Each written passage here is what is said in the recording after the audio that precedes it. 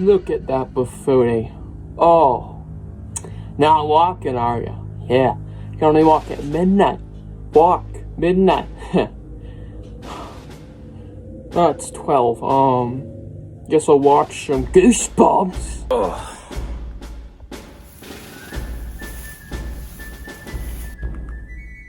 My sixth sense is calling to me. Oh. Whoa. Fucker moved. How'd he move at 12 p.m.? I finna go beat his ass.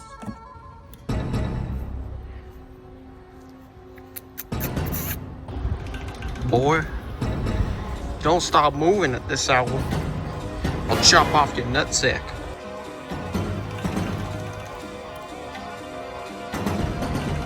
You asked for it, motherfucker.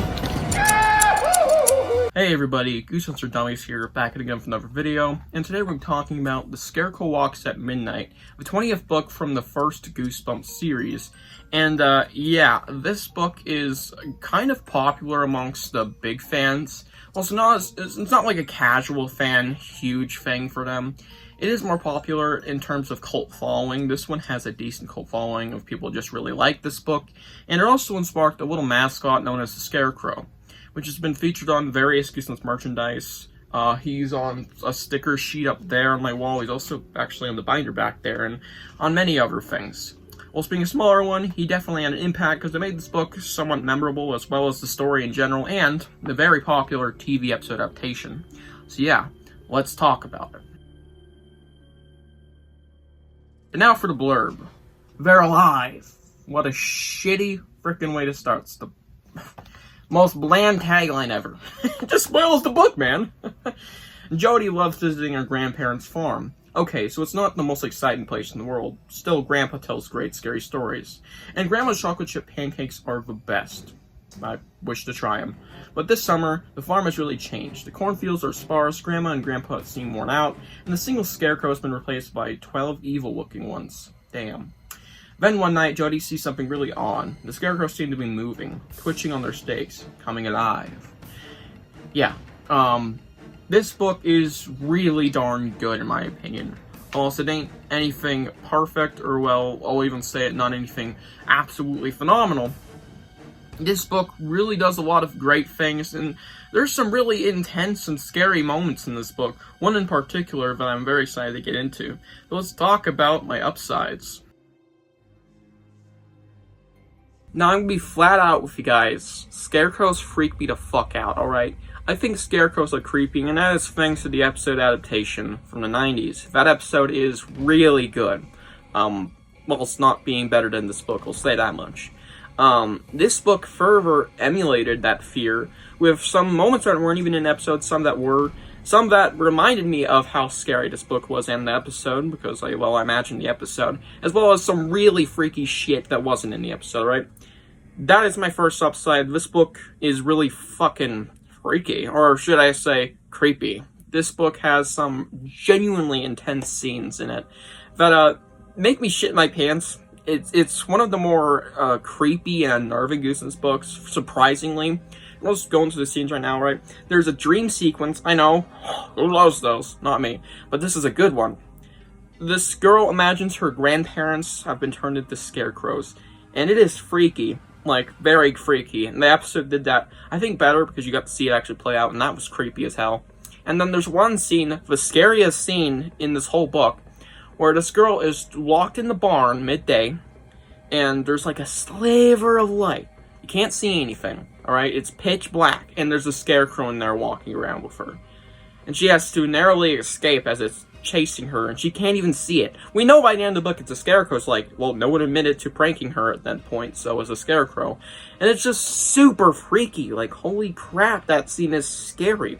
I mean, this further emulates the fear of the dark, which is a natural fear among humans, is fear of the unknown and fear of the dark. Those combined with you don't know what's actually there, unless you're a reader, and as well as being chased by it, and you can't actually see it. It's just super terrifying.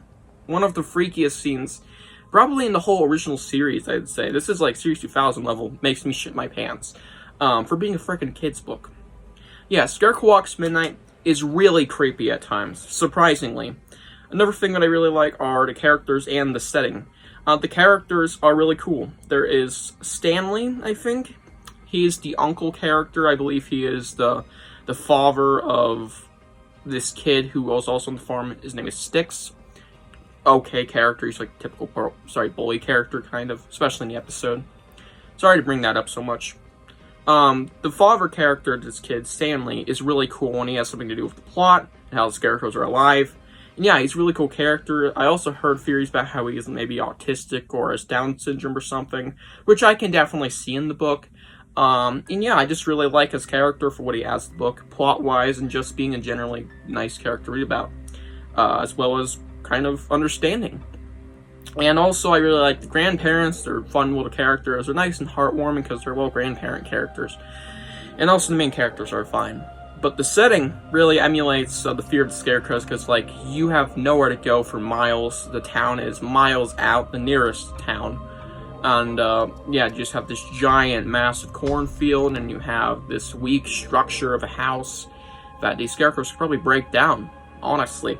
You are trapped out here. It's like a quiet place. Remember the farm setting in that movie? You are pretty much trapped out there, only that movie's way more intense. With these Scarecrows. It's really cool, and it's really nice to see a farm setting in Goosebumps for the first time, actually. Just the first one to have it.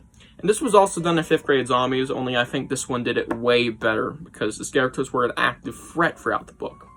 So yeah, I really like the setting of this book, like the characters, and I like the scares. There's a lot of other things that I could get into, mainly the climax being really interesting, and also the reveals being really cool. But besides that, I think this book is really darn good, but it has a couple minor flaws. I honestly don't have a lot of bad to say, so let's just get to it right now.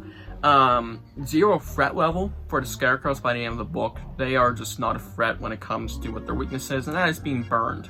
It's not a bad weakness. I like it. Just it's just kind of makes them less of a threat. You could have made I have to chant an ancient spell and I have to look for this book forever, like Asher's Evil Dead or some shit. Or Night of the Living Dummy, you have to read the words backwards, It's not that, it's just being burned, and that feels like, oh well, if you knew that earlier, which you probably could have, since they're made of dry hay, and that's, pretty obviously gonna burn pretty easy, and it'd be a pretty easy weakness, which they do figure out.